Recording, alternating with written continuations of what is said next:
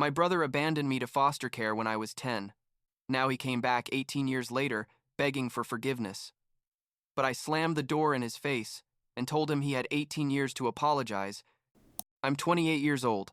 I work at a coffee shop in downtown Portland, and about 3 months ago, my older brother showed up at my apartment door after 18 years of not seeing him, expecting everything to be okay between us. But it wasn't okay. And it's never going to be okay. Because there are things you just don't forgive, you know? And what he and my other brother did to me when I was 10 years old is one of those things. I guess I should start at the beginning. When my mom died in a car accident and my entire life fell apart in a matter of days. It was October. I remember it was cold and the leaves were orange because my mom had promised to take me pumpkin picking that weekend. I was 10 years old, in 5th grade, and my mom was basically my entire world. My dad was never in the picture. I don't even know his name. So it was always just her and me. Well, me and my 2 older brothers, Sebastian and Jonathan, but they were already adults by that point. Sebastian was 23 and worked in construction, lived with his girlfriend in an apartment across town.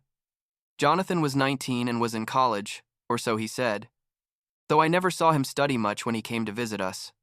They were my mom's sons from her first marriage, from before she met my biological father, so technically they were my half-brothers, but I never saw them that way. They were my brothers, period.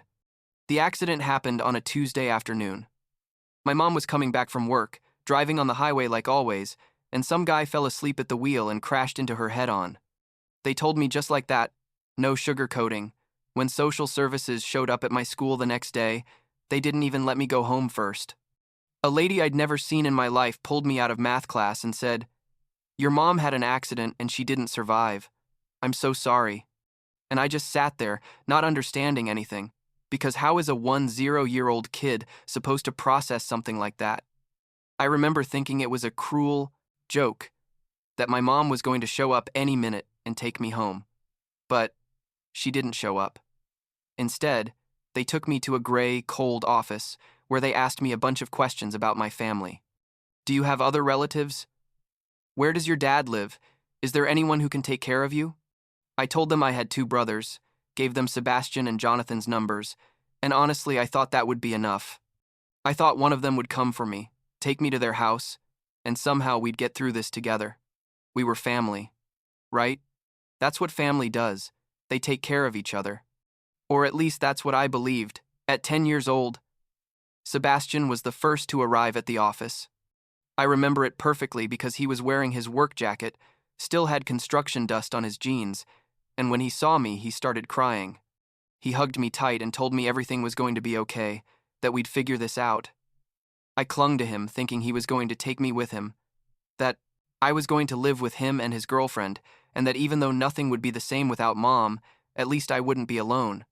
But then the social worker took him to another room to talk privately, and when he came out like half an hour later, he wouldn't look me in the eyes anymore. He sat down next to me, put a hand on my shoulder, and said, "Gabriel, you know I love you very much, right? But I can't take you with me. My apartment is too small. I can barely afford rent, and my girlfriend and I are going through a rough time. It wouldn't be fair for you to live like that." I was 10 years old. I mean, I didn't understand anything about rent or small apartments.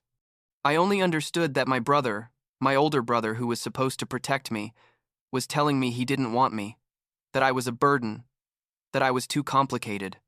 I started crying and begged him, literally begged him to take me with him. I told him I could sleep on the couch, that I didn't need much space, that I'd be good and wouldn't cause problems. But he just shook his head and said he was sorry, that it was too complicated, that he wasn't prepared to be responsible for a kid. And then he left. He left and left me sitting there with the social worker, feeling like my heart had been ripped out of my chest. Jonathan showed up 2 days later. By that point, I was already in an emergency foster home, sharing a room with 3 other kids who had also been abandoned by their families. When Jonathan arrived, I thought maybe he'd be different. He was younger than Sebastian, closer to me in age, or at least that's how it seemed to me then. We sat in the visiting room of that horrible place that smelled like disinfectant and cheap food, and I told him everything about school, about my friends, about how much I missed Mom. He listened, nodded at the right moments, and then told me basically the same thing as Sebastian, that he was very sorry, that he wished things were different, but that he was in college and couldn't take care of me, that he could barely take care of himself. And that's how I ended up in the foster care system. At 10 years old, I became a statistic. One more of the thousands of kids nobody wants. They moved me from house to house for the first 2 years. Some families were okay, others were horrible, and none of them felt like home. There was one couple who only gave us frozen food and yelled at us if we made too much noise. There was another lady who had like 8 foster kids and clearly only did it for the government money because she never paid attention to us. I spent my 11th birthday in a group home because there were no available families, sharing a room with 10 other kids, some of them with serious problems that made the nights scary. During that time, my brothers called me every once in a while. Sebastian called maybe once a month. Always said he was busy with work, but that he was thinking of me. Jonathan called even less. And when he did, he only asked generic things like, "How's school?" without really expecting or listening to my answers. They never came to visit me. They never sent me letters or Christmas gifts. It was like they were doing the bare minimum necessary to be able to tell themselves they were still my brothers.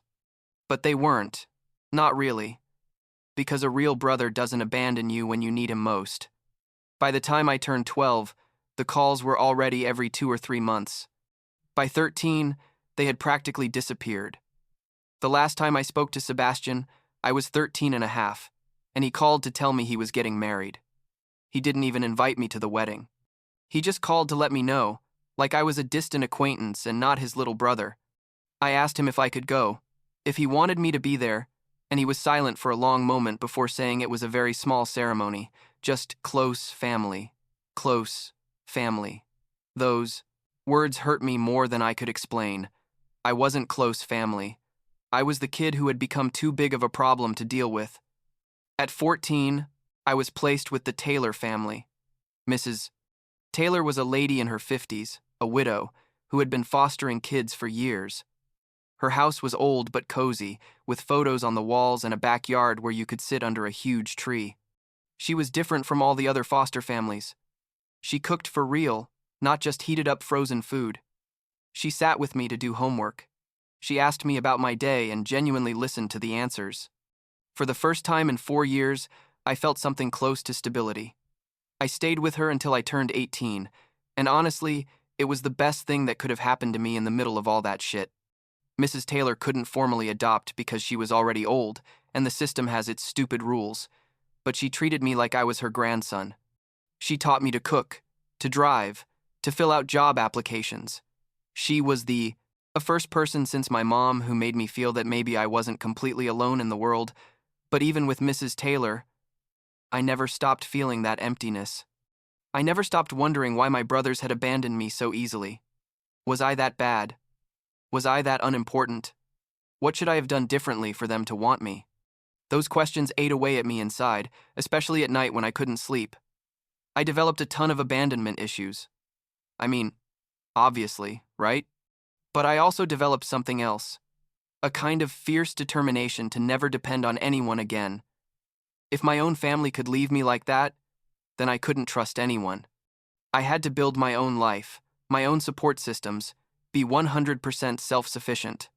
When I turned 18, I officially aged out of the system. Mrs. Taylor let me stay with her a few more months while I found work and saved money, but I knew I couldn't stay forever. I got a job at a fast food restaurant, then another at a warehouse, basically anything that paid me enough to rent a room. I shared apartments with horrible roommates, ate ramen for months, but slowly, very slowly, I started building something like a life. I had no idea what I was doing, honestly. I didn't go to college because I didn't have money or support for that. I just worked, saved what I could, and tried to survive day by day. At 20, I made a decision that changed everything. I decided to move to a completely different city, start from scratch where nobody knew me and nobody knew my story. I didn't tell anyone where I was going. Mrs. Taylor had passed away a few months before from cancer, which was another really hard blow because she was literally the only person who mattered to me, and with her gone, there was nothing tying me to that place. I packed all my stuff in my old car, a 2005 Honda Civic I'd bought with my savings, and drove to Portland. I don't know why I chose Portland specifically. I just saw pictures online and it seemed like a place where I could reinvent myself. The first months in Portland were tough. I lived in a tiny room. I rented off Craigslist, worked double shifts wherever I could find work, and spent my days off exploring the city. It was lonely, very lonely, but it was also liberating. Nobody knew anything about me. I could be whoever I wanted to be. I wasn't the abandoned kid in foster care. I wasn't the brother nobody wanted. I was just Gabriel, a 20-year-old guy trying to figure out what to do with his life. I got a job at a coffee shop called Moonlight Coffee within a few weeks of arriving. The owner, Mrs. Sharma, was a lady from India who had come to the United States like 30 years before and had built that business from scratch. Something about my story resonated with her, though I never told her the complete details. I just told her I was starting over, that I didn't have family nearby, and she gave me a chance. She taught me everything about coffee, about how to treat customers, about how to run a business. She became something like a mentor, though we never used that word. She was just a person who treated me with respect and who saw potential in me, which was more than many people had done. I worked at Moonlight Coffee for 2 years before I met Hannah. She started coming in regularly, always ordered the same thing, a latte with an extra shot, and always sat at the same table by the window with her laptop. After a few weeks, we started talking. Just small talk at first, but then longer conversations when the coffee shop was empty. She was a graphic designer, worked freelance from home, and had that warm, easy energy that made me feel comfortable. At 22, I hadn't had many relationships, basically none that were serious, because I always had that fear that people would leave me. But with Hannah, it felt different. It felt safe. We started dating officially after like 2 months of flirting at the coffee shop. She was everything I didn't know. I needed patient, understanding, genuinely interested in me. I told her about my childhood eventually, though not in much detail. I told her my mom had died when I was a kid, that I'd been in foster care, that I didn't talk to my family. She didn't ask many questions, just hugged me and told me she was glad I was building my own life now. She made me feel, I don't know, validated somehow. Like my past didn't completely define me. 6 months into dating, I moved in with her to her apartment. It was the first time I really lived with someone outside the foster care system, and it was weird but good at the same time. Hannah had a big, loud family. Her parents lived in the suburbs, and we had family dinners on Sundays. Her siblings were jokesters and included me in everything. For the first time in my adult life, I felt like I had something close to a family. It wasn't perfect. There were moments when I felt like an imposter, like I was playing at belonging to something that wasn't really mine. But it was better than being alone. Things were going well. Seriously. I was working at the coffee shop, saving money, thinking about maybe taking classes at the community college. Hannah and I talked about future plans in vague but exciting ways. And then, out of nowhere, everything went to hell. It was like 4 months ago. I was at work. It was a normal day, when I got a text message from a number I didn't recognize. The message said, "Hi Gabriel, this is Sebastian. I know, it's been a long time. I'd like to talk to you if you're willing. Please call me when you can." I stared at my phone for like 5 minutes, unable to process what I was seeing. Sebastian. My brother, who hadn't talked to me in over 10 years.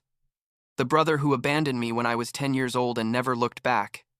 And now, suddenly, he wanted to talk. My first thought was to block him immediately. My second thought was, how the hell did he get my number? I'd changed my number when I moved to Portland. Only a few people had it. Mrs. Sharma, some co-workers, Hannah and her family. Nobody else. When I got home that night, I was furious. I asked Hannah if she'd given my number to anyone, if anyone had been asking about me. She went pale immediately and I knew, just from her face, that it had been her. She started stammering something about how Sebastian had found her on social media, how he'd sent her a message explaining he was my brother and just wanted to reconnect, how he seemed genuinely sorry. I said, "How could you do that?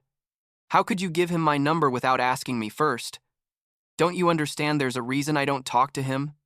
Hannah started crying and told me she just wanted to help, that she thought she was doing the right thing, that family is important, and maybe I needed that opportunity to heal.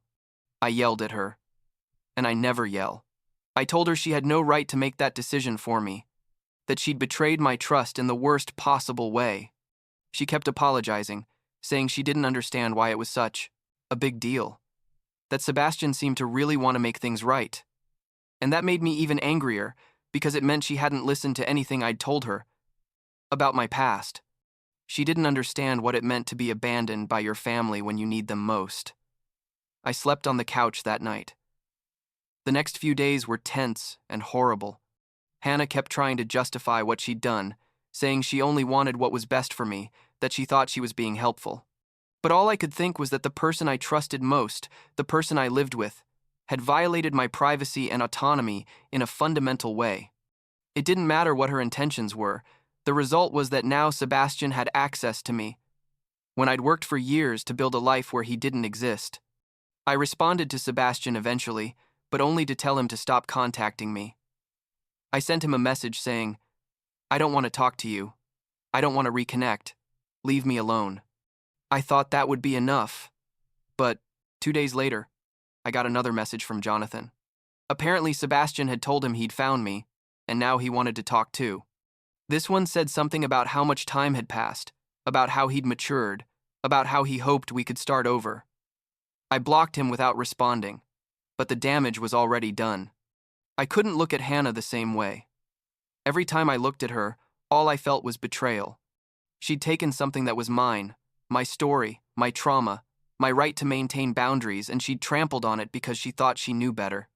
After 2 weeks of living in that unbearable tension, I told her I needed to end the relationship. She took it badly. Very badly. She cried and begged me to reconsider, to go to therapy with her, to give her another chance. But I'd already made my decision. I packed my things and went to stay in a cheap hotel while I looked for another apartment. Hannah's parents looked for me at the coffee shop like a week later. Both of them showed up, sat at a table, and asked to talk to me. Mrs. Sharma gave me permission to take a break, and I went out to the street with them.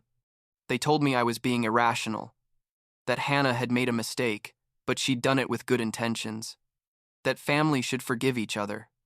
I explained as best I could that it wasn't just about a mistake, it was about trust and respect, and that Hannah had shown she didn't respect my boundaries. Her father got upset and told me I was being dramatic, that after everything his family had done for me, giving me a home, including me in their lives, this was how I repaid them. That hurt because he was right in a certain sense. His family had been good to me. But that didn't change the fact that Hannah had crossed a line that couldn't be uncrossed. After that, things got worse. Sebastian wouldn't stop trying to contact me. He started sending me long emails talking about how sorry he was, about how not a day had gone by without regretting what he'd done, about how he wanted to be part of my life again. Each email was like a stab. I didn't want his regret 18 years later. Where was that regret when I was 11 years old and needed him? Where was it when I was 15 and felt completely alone in the world? You can't just show up decades later and expect everything to be forgiven just because now it's convenient for you to have a brother. And then, like 2 months ago, Sebastian showed up in person. He knocked on my new apartment door on a Saturday morning. I don't know how he found my address, but there he was, standing at my door, now 41 years old, with gray hair and wrinkles around his eyes. I froze when I saw him. He'd changed so much, but was also still recognizable. He said, "Gabriel, please, just give me 5 minutes. I need to talk to you." I told him to leave, that I had nothing to say to him, but he stood there, started crying, saying he'd been a coward, that he'd been selfish, that he understood if I never forgave him, but he needed me to know how sorry he was. Part of me wanted to listen to him. A small, stupid part of me that was still that 10-year-old kid waiting for his brother to come for him. But the adult part of me, the part that had survived years of pain and built a life from scratch, knew that nothing he said was going to change what had happened. I told him, "You had 18 years to say this. You can't force me to listen to you now just because it's convenient for you." And I closed the door. I heard him stay out there for a few minutes. Eventually, he left, and I sat on the floor of my apartment shaking because confronting your past like that is physically exhausting. After that, I decided to move again. Not far, just to a different complex in another neighborhood. I changed my phone number again. I told Mrs. Sharma that if anyone asked about me, to say I didn't work there anymore. Even though I still worked there, I just wanted that extra layer of protection. I felt paranoid and exhausted, like I was being haunted by ghosts from my past that I couldn't completely exorcise. But something good came out of all that shit. Like a month ago, I was taking a break at work and saw someone familiar walking into the coffee shop. It took me a second to place him, but then I recognized him. It was Malik, a kid who'd been with me in one of the foster homes when we were like 12 years old. We recognized each other at the same time, and it was weird but good. Turns out he'd also ended up in Portland, worked as a mechanic, and had also been navigating life post-foster care system. We caught up, exchanged numbers, and since then we've been hanging out every once in a while. Talking to Malik is different than talking to anyone else. He understands. He understands what it's like to be abandoned by your family. He understands what it's like to have to build your life from scratch without support. He understands that feeling of always being slightly out of place in the normal world. I don't have to explain anything to him. He just knows. And that's, I don't know, healing somehow. It makes me feel less alone, less like there's something inherently broken in me. Now I'm focusing on my future. I'm still working at Moonlight Coffee, but Mrs. Sharma has been teaching me more about the business side, how to handle suppliers, inventory, finances. I'm saving money with the goal of someday opening my own place. It's an ambitious dream, I know, especially for someone without a college education or family support, but it's my dream and I'm going to work to achieve it. I've learned I'm stronger than I thought. I survived things that would break a lot of people, and I'm still here, still fighting, still building. Sebastian and Jonathan keep trying to contact me occasionally. An email every few weeks, a message on social media. I ignore them all. Some people have told me I'm being too hard, that I should give them a chance, that forgiveness is important to move forward. But I don't owe them anything. I don't owe them my time. I don't owe them my forgiveness. I don't owe them a relationship. They had their chance to be my brothers, and they wasted it when I was a defenseless kid who desperately needed them. Now I'm an adult who's learned to live without them, and I see no reason to let them into the life I've built with so much effort. Is it bitter? Maybe. Is it unhealthy to hold a grudge? Probably, but it's also my right to set boundaries and decide who deserves to be in my life. And the people who abandoned me when I was 10 years old definitely don't deserve that privilege. Now that I'm 28 and finally doing okay, or at least I'm on my way to being okay. Because the truth is, there are still days when the abandonment hurts like it happened yesterday. There are still moments when I see families together and feel that pang of what I could have had. I still wonder what kind of person I'd be if my brothers had made different decisions 18 years ago. Yesterday, a regular customer at the coffee shop asked me if I had plans for Thanksgiving. I told him I'd probably work, like always. He looked at me with pity and said something about how it was a shame not to have family to spend the holidays with. But the thing is, it doesn't make me that sad anymore. Because I've learned that family isn't just blood. Family is Mrs. Sharma asking me how my day was and genuinely listening to the answer. It's Malik sending me stupid memes at 2 inches the morning because he also has insomnia. It's building connections with people who choose to be in your life, not people who feel obligated by biology. And that's enough for me. It has to be enough. Because it's what I have, and I've worked too hard building this life to let the past destroy it.